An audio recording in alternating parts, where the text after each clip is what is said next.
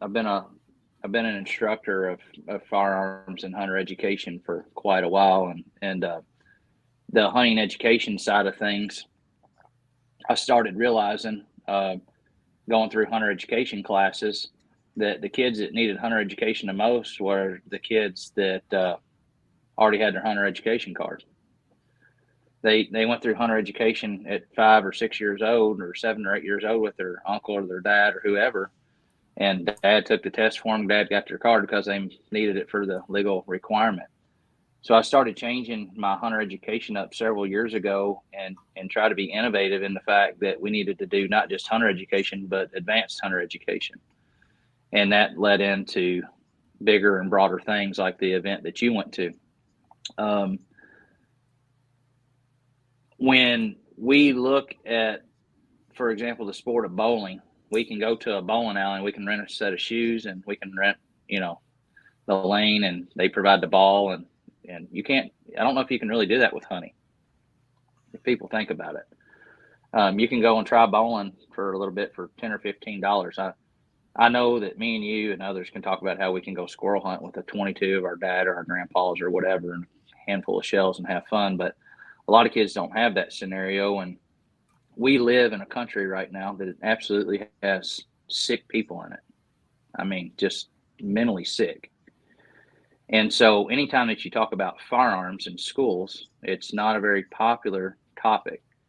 And my job in serving my community is to not only educate our young people about how to safely utilize firearms in the field for hunting purposes, but just to look in general about how important shooting sports is, to let them understand how important first responders are in rural areas, whether that's where we ride our ATVs, or why it's important if you are going to go on a horseback ride, or you're going to go out to the woods, that you tell people where you're at on the first aid aspect of things. So when you put the video together, what people are going to see is, I try to move around the country, and I try to put on various programs to keep people from getting alpha gal, or I try to explain to people why it is important that you know how to use and handle a firearm, even if you're not a hunter. And for example, with that, think about if your grandma or your grandpa dies, and you go and you clean out their closet, or you go and clean out a drawer, and there's a revolver, there's a shotgun there. I mean, you may need to know how to handle a firearm safely,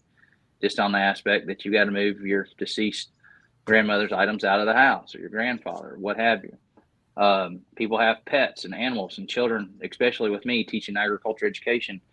Um, if an animal needs to be put down instantly to be humane, a kid may need to know how to use a pistol or a rimfire rifle or a shotgun to put an animal out of its misery. We live in such a world today that we want to put so many screens and filters on things that it makes it really tough to teach what used to be just basic, normal, common sense and activities. Hmm. So what I do is I just try to work through the school system, and I realize that I do represent my district and the Department of Education for the state, but I'm not doing anything special, Josh. I'm just trying to remind people that hunter education used to be a normal thing that was taught in the classroom. And a lot of these kids can go to school, to college, to play a sport that can ruin their knees or their back or give them a concussion. But there's also a lot of kids that can go to a trade school or have a lifelong passion, or have something that keeps them motivated and driven, like shooting sports or hunting. And it's hard for people to understand how to put something like this together. But believe it or not, most of your state troopers, most of your first responders, most of the people that make your rural communities up are anglers and hunters.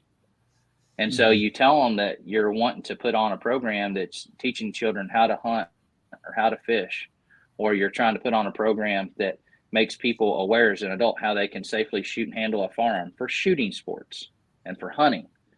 You'll have all the volunteers in the world, especially right now, because people understand, unfortunately, how misunderstood and how misperceived firearms are in the hands of young people and just everyday American citizens. And so what we try to do is to incorporate it not only as hunting and not only as shooting sports, but my job at the end of the day, when a kid walks across that graduation stage, is they should be employable. And my job as a school teacher is not to hand a kid a list of chapter questions or vocabulary words or a worksheet. My job is to prepare a kid to be a successful and self-sufficient American. And a lot of our careers that we quote unquote put so much value into, or people say that they support so much, our soldiers, our police officers. Well, part of their skills and part of their training is to know how to operate and run a firearm safely. And so through curriculum and through teaching and education and doing it in a safe platform without getting politics involved, we can allow young people in schools to use and handle firearms safely where no death or injury occurs. And we can prove to this country that firearms do have their place in the woods and on the range, and that we have greater and bigger problems to solve other than controlling firearms. We need to control people, and we need to get people conditioned that firearms are going to be part of what we use in our everyday life for sport. And we need to remind people that firearms do protect us. I mean, they protect your child and your wife, and they protect all of us.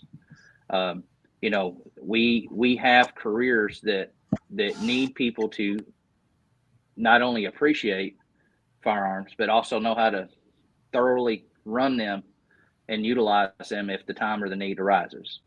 And it's no different to me than allowing a kid to go and shadow a plumber or a doctor for a day. Yeah, it's just so important that we expose these kids to opportunities. And people ask me all the time, you were asking about, you know, why we do this event or why we do these things. People ask me all the time, why do I continue to teach school with all the other opportunities I've had out there? And I'll be real bold with you about something. I didn't have a teacher like me.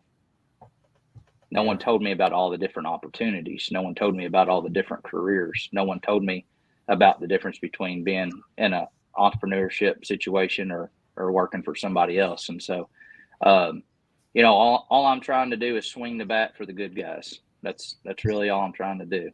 And there's unfortunately, not locally. Locally, I'm really supported, but nationally, man, there's too many hoops and things to cut through and deal with when it comes to getting young people involved with shooting sports and taking them hunting. I mean, at the end of the day, there's more people, honestly, that are trying to keep kids from doing it than are supporting kids to do it.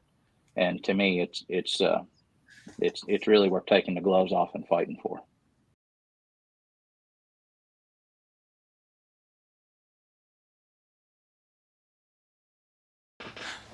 Hey everybody, if you like the channel, make sure you subscribe right here. And if you like the clips, I got 2 more options for you. 2 options right here. Subscribe right here. See you guys.